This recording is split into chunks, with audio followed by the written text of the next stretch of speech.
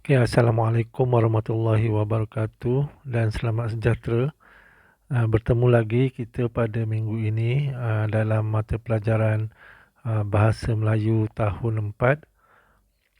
Pada hari ini kita akan belajar tentang tajuk kita lakukan bersama-sama. Okay, standard pelajaran 2.2.1 kemahiran membaca. Okay, murid-murid boleh rujuk buku teks halaman 8 dan 9. Okey, standard pelajaran 2.2.1. Murid boleh membaca dan memahami bahan grafik daripada multimedia untuk membuat gambaran. Bahan grafik dari multimedia. Multimedia ni banyak. Contohnya surat khabar, akhbar, telefon, tab dan juga laptop. Murid-murid tengok gambar dalam buku teks tu kan, aktiviti-aktiviti yang dilakukan oleh empat rakan sekelas ni. Okey, mula-mula sebelum kita meneruskan pelajaran pada hari ini, cikgu nyatakan dulu tugasan murid. Sebab lepas ni kamu terus mencari tugasan. Kamu perlu menyelesaikan tugasan semasa cikgu memberi penerangan. Okey, murid-murid, tugasan murid. Murid-murid baca dan fahami petikan dalam buku teks halaman 8 dan 9 bertajuk kita lakukan bersama-sama. Kemudian senaraikan faedah-faedah amalan masyarakat prihatin dalam teks tersebut. Sebab tu sambil murid-murid membaca, murid-murid perlu mengesan atau menyenaraikan faedah-faedah amalan masyarakat prihatin dalam teks tersebut. Okey, ini tajuk yang mula-mula.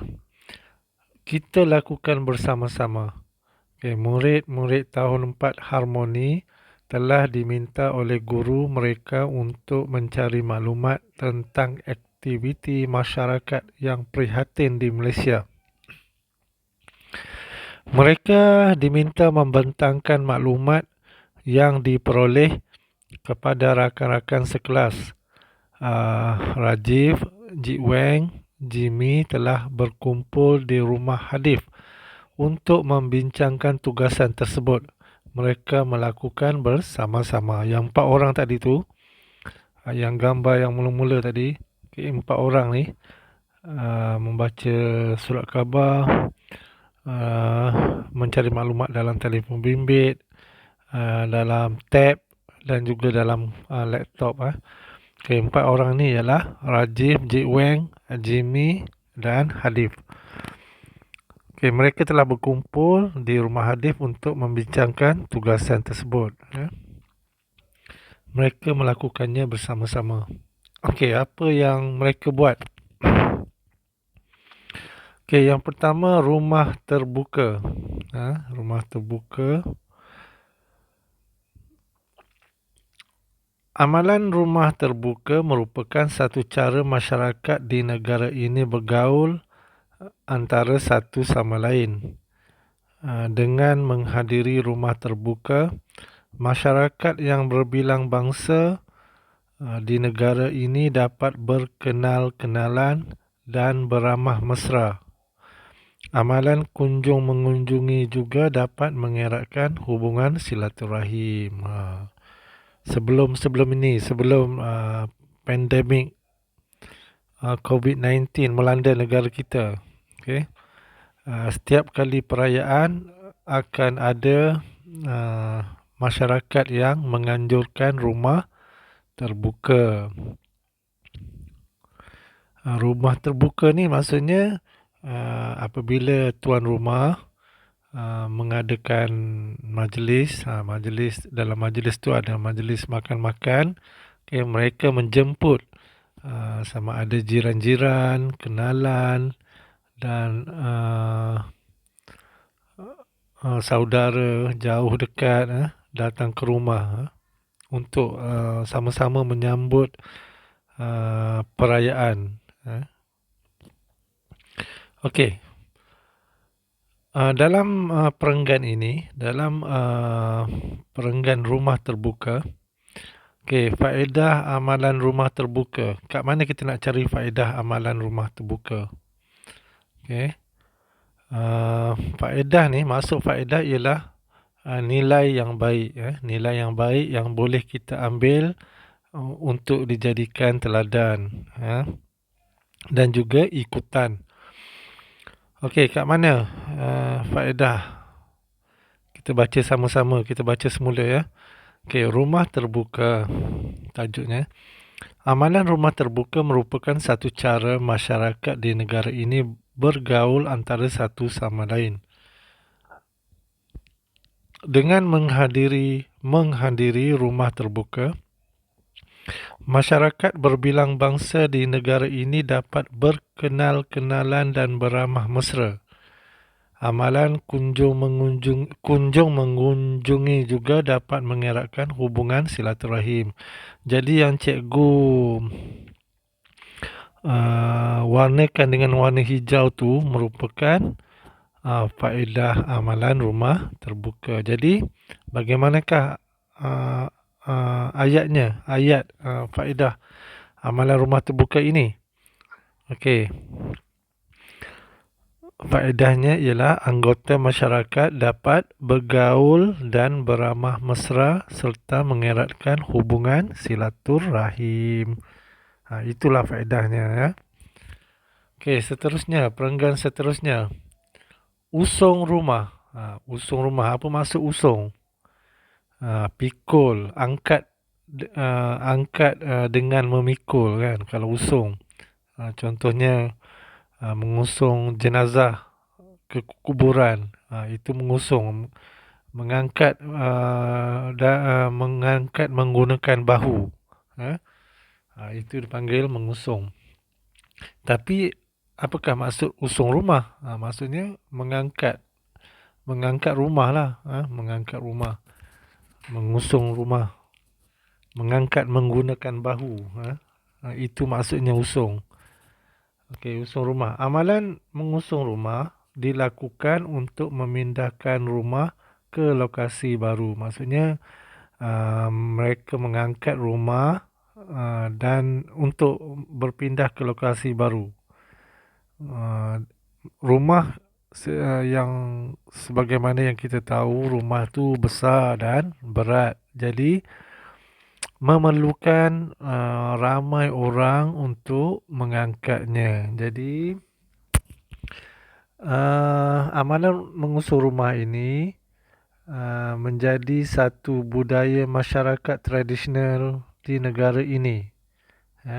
Amalan mengusung rumah menunjukkan masyarakat sangat prihatin sesama jiran tetangga.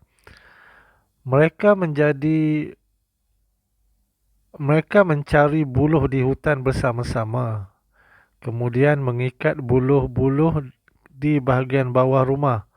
Selepas itu, rumah tersebut diusung ke lokasi rumah yang baru. Setelah selesai, para pengusung rumah akan dijamu dengan makanan dan minuman. Keadaan ini menunjukkan tuan rumah prihatin dan menghargai pertolongan yang diberikan oleh masyarakat. Jadi macam mana mereka mengusung rumah? Okey, mereka mencari buluh-buluh. Mereka mencari buluh-buluh. Kemudian mereka mencari buluh di hutan bersama-sama. Dia tak boleh angkat rumah, tak boleh angkat macam tu je. Susah, kalau nak usung susah. Mereka perlu cari buluh dulu di hutan. Kemudian buluh tersebut diikat pada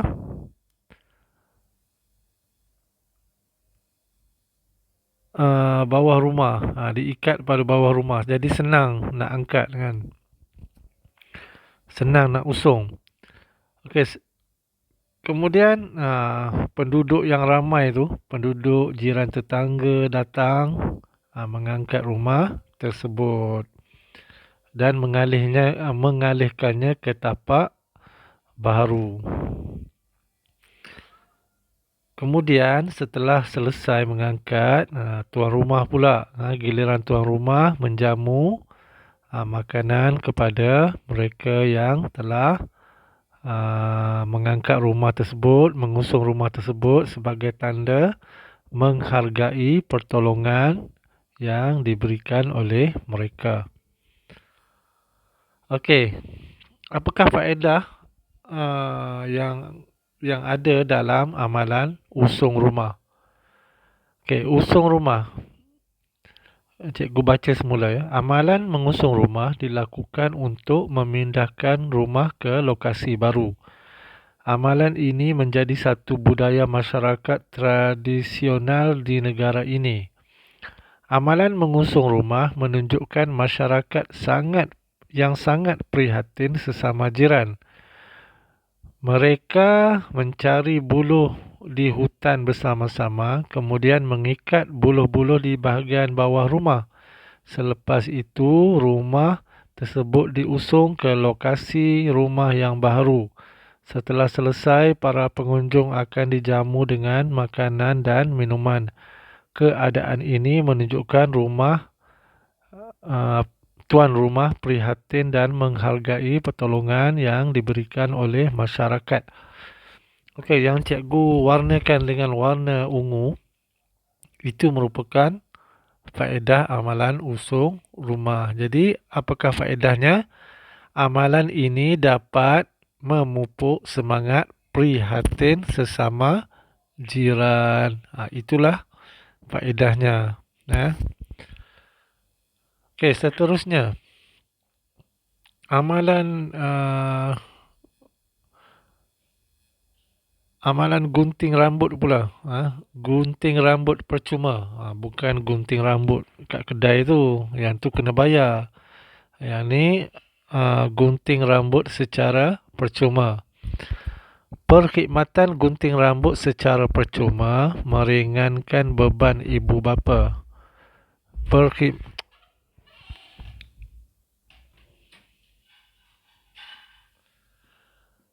Perkhidmatan ini dijalankan hasil kerjasama ketua kampung dan masyarakat setempat di Kampung Tok Rimau yang mengamalkan amalan gunting rambut percuma ni ialah masyarakat yang tinggal di Kampung Tok Rimau. Ketua kampung menyatakan bahawa perkhidmatan seperti ini mampu membantu masyarakat setempat yang berpendapatan rendah. Usaha ini membuktikan penduduk kampung tersebut mengambil berat tentang kebajikan sesama mereka. Bagi mereka, berat sama dipikul dan ringan sama dijinjin. Okey. Tujuan utama perkhidmatan gunting rambut percuma ni adalah untuk membantu golongan yang kurang berkemampuan, ya. Anak-anak mereka ya yang masih bersekolah, terutamanya menjelang musim persekolahan, ya. Jadi tujuan mereka mengadakan gunting rambut percuma ni adalah untuk membantu golongan yang tidak bernasib baik ataupun golongan yang berpendapatan rendah. Okey, apakah faedah amalan perkhidmatan gunting rambut percuma? Okey, yang ni cikgu nak murid-murid nyatakan apakah faedahnya. Tapi cikgu dah warnakan dengan warna kuning. Cikgu dah nyatakan terang-terang situ. Jadi murid kena tulis sendiri, ya, apakah faedahnya. Okey, yang cikgu warnakan itu, perkhidmatan seperti ini mampu membantu masyarakat setempat yang berpendapatan rendah. Jadi amalan ini dapat apa? Membantu masyarakat setempat yang berpendapatan rendah. Okey, gerobok rezeki. Apakah gerobok rezeki? Gerobok tu apa gerobok? Murid-murid tahu tak? Okey, gerobok merupakan almari, dalam bahasa sebenarnya adalah almari. Okey, gerobok rezeki ini terdapat di beberapa buah masjid dan surau. Jadi gerobok rezeki ini ditempatkan di beberapa buah masjid dan surau. Gerobok rezeki ini ditempatkan di bahagian luar masjid, ada di luar masjid. Kalau dalam masjid nanti terkunci, susah pula kan orang nak ambil. Ditempatkan di bahagian luar masjid atau surau. Hal ini bagi memudahkan golongan miskin mengambil barangan keperluan mereka. Barangan tersebut disumbangkan oleh masyarakat setempat yang ingin berkongsi rezeki. Barang-barang yang disediakan termasuklah beras, tepung, susu bayi, minyak masak dan sebagainya. Gerobok rezeki ini menunjukkan bahawa masyarakat di negara ini prihatin.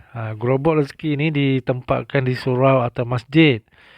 Kemudian masyarakat setempat yang ada duit lebih, yang mempunyai pendapatan yang tinggi, yang berkemampuan akan letak makanan, barangan keperluan harian di gerobok tersebut.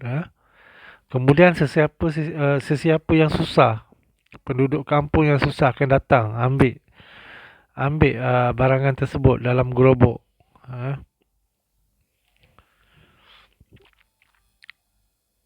Okey, apakah faedah amalan ini? Amalan gerobok rezeki.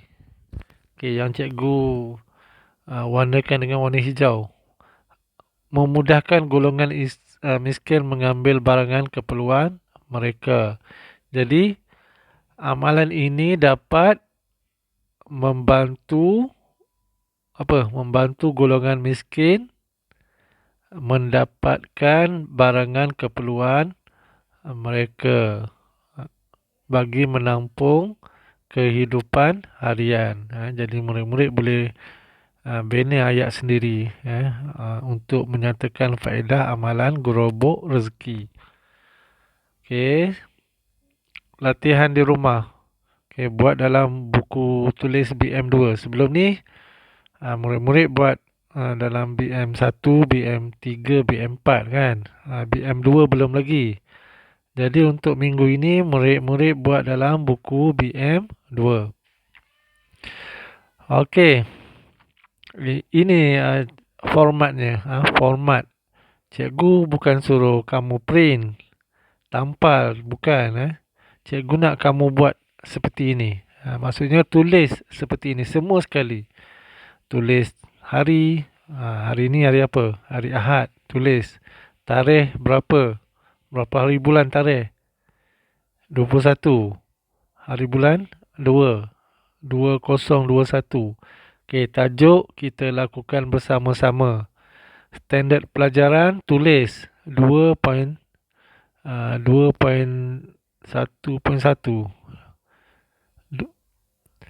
Okey. Arahan, lengkapkan peta pokok tentang faedah amalan masyarakat prihatin. Murid-murid perlu merujuk buku teks halaman 8 dan 9. Okay, yang cikgu dah warnakan tu. Itu sama dalam buku teks. Jadi yang faedah tu kamu tulis dalam peta pokok. Peta pokok. Yang di bawah ada tulisan pensel, ada simbol pensel tu merupakan faedah. Jadi nanti kamu tulis faedah rumah terbuka apa yang macam cikgu buat tadi kan. Faedah rumah terbuka. Okey, anggota masyarakat dapat bergaul dan beramah mesra serta mengeratkan hubungan silaturahim. Jadi tulis dekat bawah ni. Okey, dekat bawah ni kat bawah ni, faedahnya apa? Kemudian usung rumah, faedahnya apa usung rumah? Kemudian gunting rambut, apa pula faedahnya? Kemudian gerobok rezeki. Jadi cikgu nak murid-murid buat lengkapkan gambar uh, apa ni peta pokok lengkapkan peta pokok ini dengan menyatakan faedah amalan masyarakat prihatin. Apa amalan masyarakat prihatin tu apa? Yang bawah ni lah. Yang rumah terbuka, usung rumah, gunting rambut percuma dan gerobok rezeki. Okey. Cikgu harap murid-murid buat dalam buku BM2. Okey, setelah siap, nanti kita akan mula bersekolah semula kan pada 8 hari bulan. Nanti masa 8 hari bulan tu cikgu akan kumpul buku latihan ini untuk diperiksa. Nanti cikgu akan lihat pada 8 hari bulan. Okey, itu sahaja. Okey, sekian. Terima kasih. Kalau ada apa-apa pertanyaan ataupun masalah, murid-murid boleh hubungi cikgu. Sama ada dalam Telegram ataupun WhatsApp dan sebagainya. Okey, sekian. Terima kasih.